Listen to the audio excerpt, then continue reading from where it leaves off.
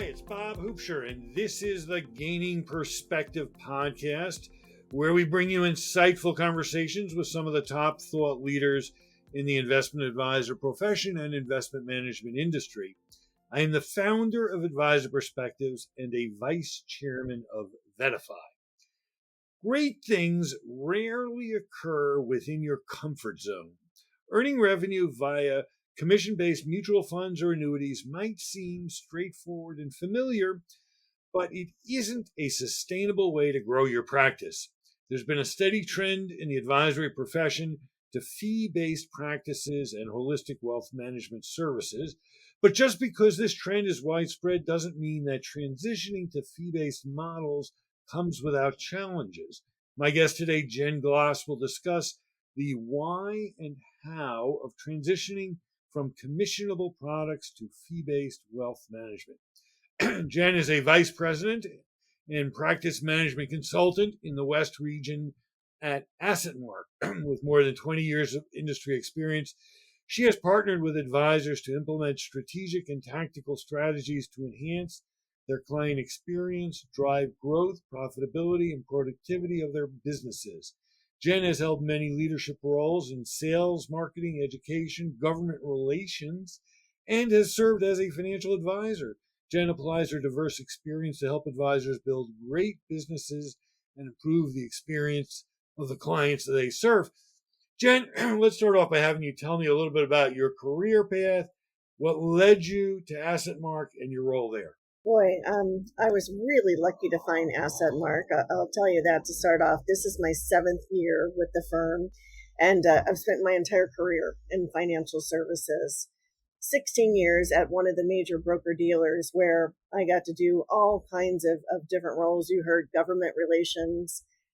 Mostly I was in business consulting and working with advisors to onboard them to the broker-dealer and really help them take advantage of all the resources available to them. So when you talk about running an efficient practice and leveraging technology, those are kind of areas of expertise for me.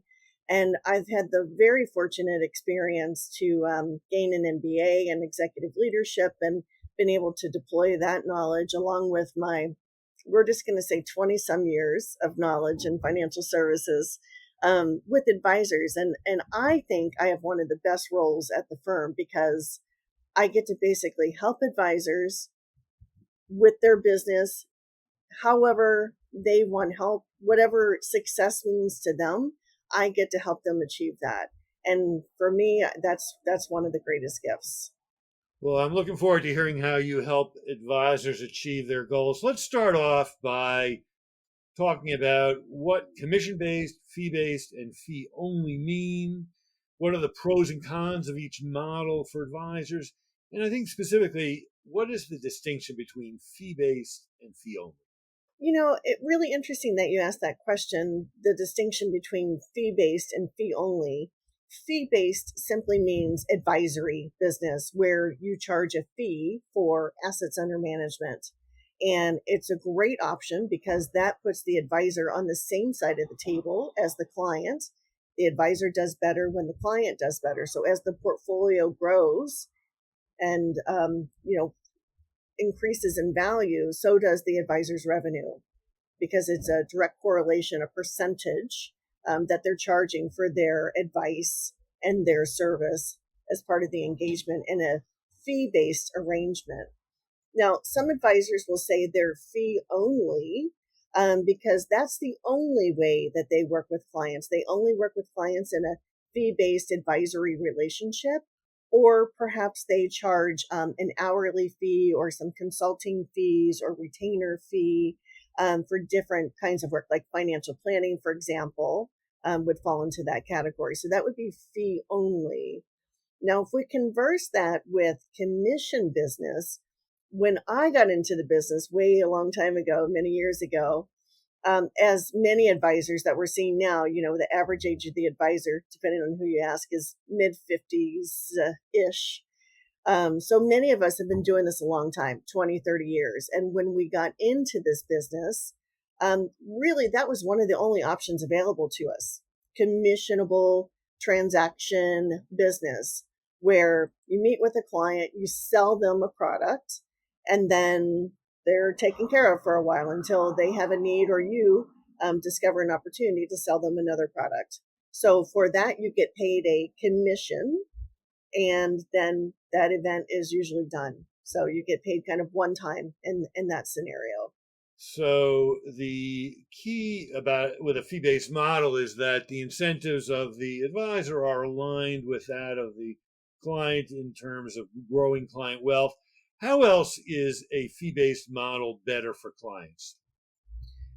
There's a number of benefits for clients, especially when you look at an advisory relationship with a firm like AssetMark and the types of portfolios that we make available to advisors.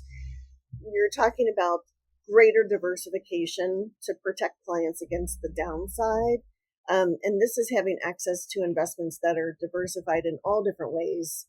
Asset class diversification is really common and everyone knows it. And that's what you often get with transaction or commissionable business. And when you move into an advisory relationship, you can take advantage of different types of investments within the same portfolio to like work in this volatile market that we've been seeing in the last several years. The other thing that clients enjoy is this expert due diligence, because you're talking about strategists with major firms where they have a number of people in the role of monitoring the investments all day, monitoring the markets all day, seeing how they're interacting, and then making changes based on that versus one person, the sole advisor, doing that. And then, just the advisor having access to respond faster in changing markets, with investments being more agile. Those are just a couple of differences that you'll see in an advisory relationship of how you can move within the portfolio. So access to a broader set of investments, access to deeper due diligence, and the ability to respond faster.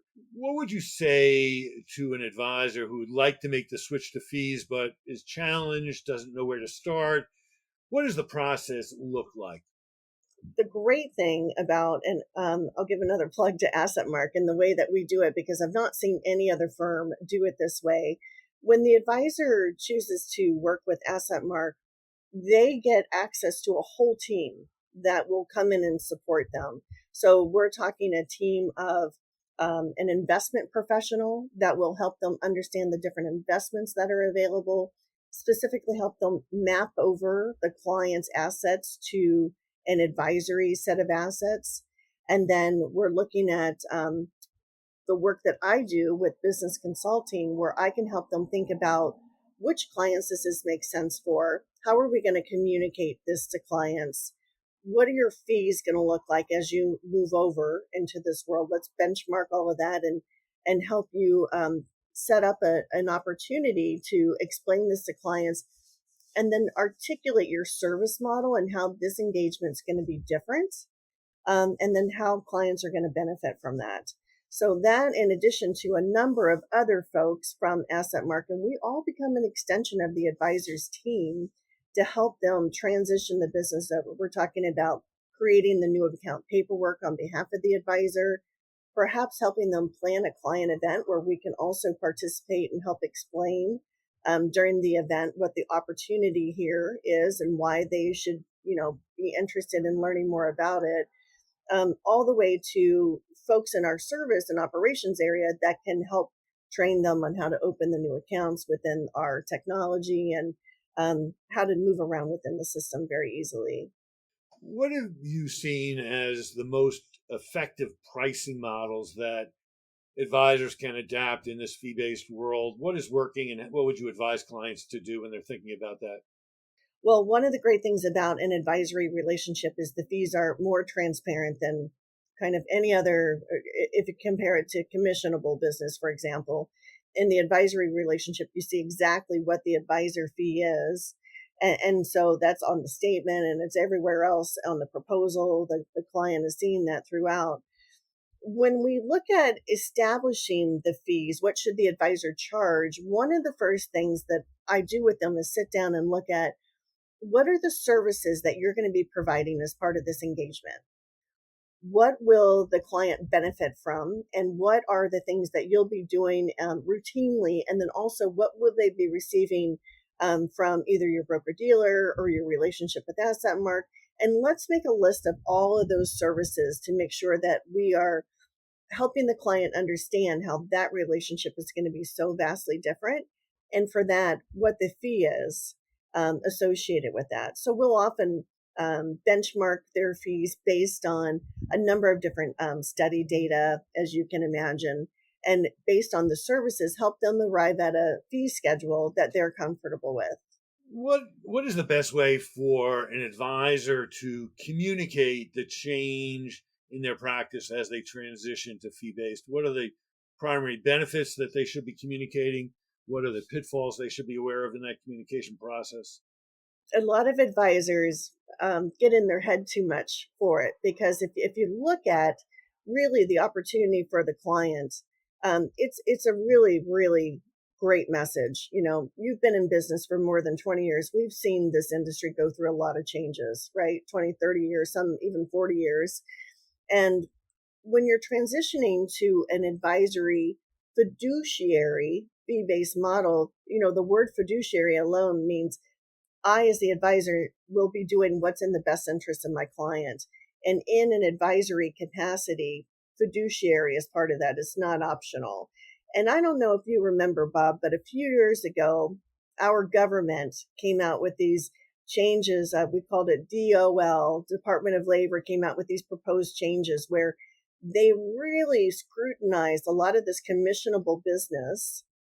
And then later we saw reforms with Reg BI come as part of this. And so we've seen a number of advisors transition from commissionable business to advisory because the regulators are really just far more comfortable in the scenario where the advisor is equally incented to, you know, do what's best on behalf of the client. So that is a great story in itself. But, you know, just explaining to the clients that moving to this advisory model, it enables us to, as an advisor, maintain our objectivity, to deepen our knowledge of you and your needs, and offer you a better platform to act as your ongoing counsel with respect to your financial life, because oftentimes that's associated with very deep financial planning as well. Well, there is no shortage of content on our site about the DOL rule and Reg BI. I should also mention that I'm on the board of advisors for the Institute for the Fiduciary Standard. I am very familiar with this issue. So you mentioned you've seen a number of advisors transition from that commissionable world to a fee-based model. Maybe there's one or two success stories that you can share about people who've really done it right. Absolutely. You know, one of the first things that I like to do is get my arms around the set of clients that we're talking about. So I'll run a couple of different analyses on the book, segmentation, for example, by asset amount, but also by revenue, to look at where they are today. And then we'll household those clients so that we can look at an aggregate for the household, because oftentimes they'll have multiple accounts, husband and wife, the children, for example, they have multiple accounts within the household, and really start to understand what kind of accounts are they in today.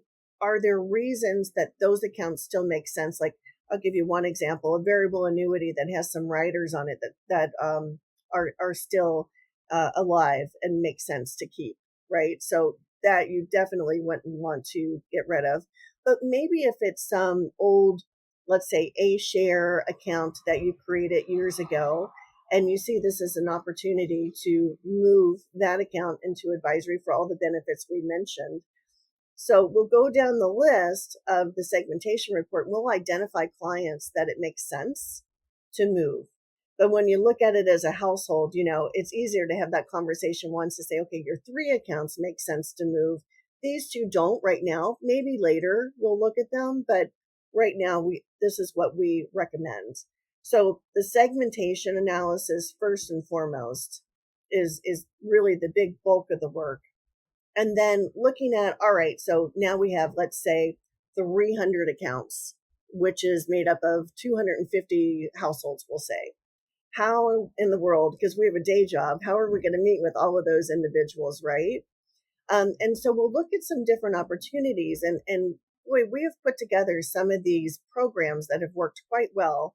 For example, we'll do a client event with the advisor where we invite, let's say, the top clients to come to the event. We'll make it kind of an appreciation event, and then we'll bring in different speakers. Maybe it's our investment specialist from AssetMark, maybe it's our head of research, whomever it makes sense for the audience. And the advisor and our folks will explain why the advisor is recommending this change and then the benefits that the client will receive from that. At the end of that event, the packets are ready, the new account paperwork packets, and the clients can just sign right there if they're in agreement, or they can sit down with the advisor, of course, and go over their specific scenario. So we've seen that work really well in bulk. And then secondly, like to do a Zoom meeting for that, because, so many advisors now have clients out of state or in other areas, or the clients just don't want to come into the office anymore post-pandemic. So doing that kind of work in a Zoom event works really well too. And then the other option is to do a mailing. And we find this, especially with the smaller relationships, this will make a lot of sense. So we'll help them create a letter where we articulate why the advisor is recommending the change, what are all the benefits the client will enjoy, and if you would like to move forward with this, please complete the paperwork and send it back to us. And we find that that's pretty effective too. Now, of course, there's going to be a handful of clients the advisor wants to meet one-on-one with. And those are usually the top relationships, to sit down and kind of explain everything and find out if there's anything new that they should take into consideration as part of the recommendation.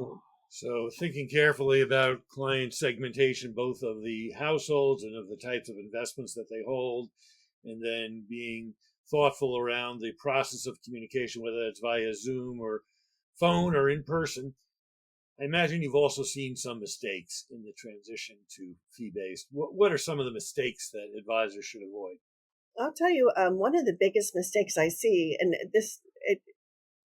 I see it more often than you would imagine, is an advisor has made this transition and they have priced their fees really low because they felt like they needed to be really close to what they had charged previously in that commissionable relationship. And this is where I mentioned, sometimes we get in our own head in thinking about this. And so to help with that, that's why I always start with this conversation of, let's look at all the services that you're going to be providing as part of this relationship and part of this engagement. And oftentimes when we document all of those and we see the time spent from the advisor, then they get more comfortable with, let's say, something closer to the industry average fee schedule versus maybe the discounted fee schedule that they've created. So I would say that's one opportunity that we see. The other one is, I think, the need or the feeling that you have to meet with every client one-on-one. I have to personally explain to every single client why I'm recommending this change. And I'll challenge that to say, how long have your clients been clients of yours?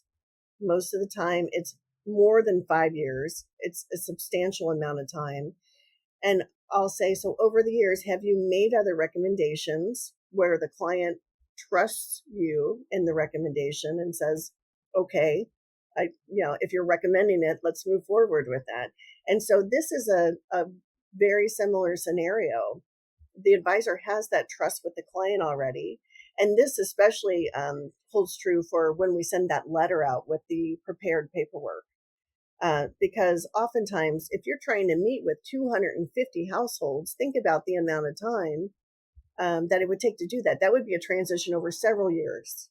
So we've talked about AssetMark. Maybe you could just give us a little more background about AssetMark and specifically the kinds of resources that your firm provides to advisors who are transitioning to fee-based. Well, AssetMark is a firm known as a turnkey asset management program, meaning we provide the investment portfolios and do all the work around them, which allows advisors to take advantage of our expertise and the expertise of our strategists and to be very involved still in managing the portfolio, but to have this additional layer of oversight.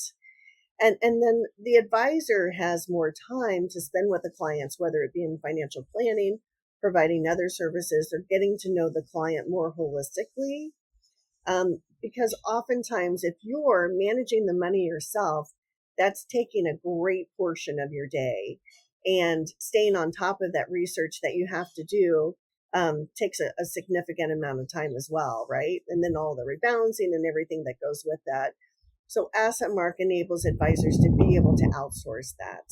And what we have found is through a couple of different studies, advisors that have outsourced the majority of their business have grown faster, their client satisfaction is greater, and they have more time. If there is one key takeaway that you'd like to leave with our audience of financial advisors about the key benefits of being a fee-based advisor, what would that be? Well, gosh, I that's hard to summarize in just a couple of thoughts. The key benefits to being an advisory only financial advisor, or having a significant portion of your business being fee-based in working with your clients, really provides you the opportunity to serve your client better in terms of having access to a greater breadth of investments and being able to move around and manage those investments in a more agile way than perhaps you may have in another type of portfolio. Additionally, you're sitting on the same side as the client. And there's so much value in that, and explaining to the client, when you do better, I do better. We're in this together, right? And so, that's why the regulators are so comfortable with this business versus the commissionable transactionable business that we've seen previously. If you're thinking about transitioning to fee-based, but also thinking about the challenges you'll face, there's a guide from AssetMark that you can download. There's a link to that in the notes that accompany this podcast. That guide is called The Future of Advice is Fee-Based, What's Holding You Back?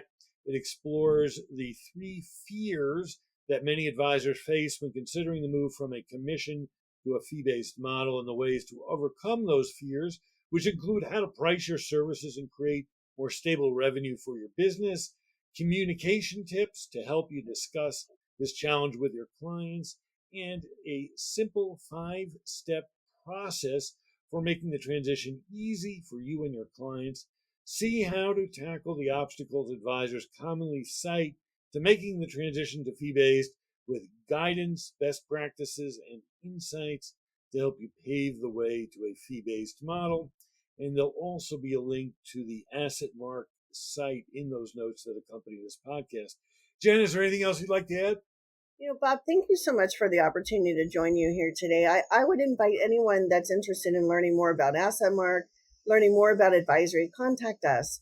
We have a whole team of folks that are willing to spend the time with you to help you research this and see if it makes sense for your business. And that contact information is available in the notes that accompany this podcast. Thank you for listening to the Gaining Perspective podcast with Bob Hoopsher, today featuring Jen Gloss of AssetMark. To support our podcast, please share, subscribe, or leave a review to help make our podcast more findable for your friends and colleagues. You can subscribe to Gaining Perspective on iTunes, Spotify, and Stitcher.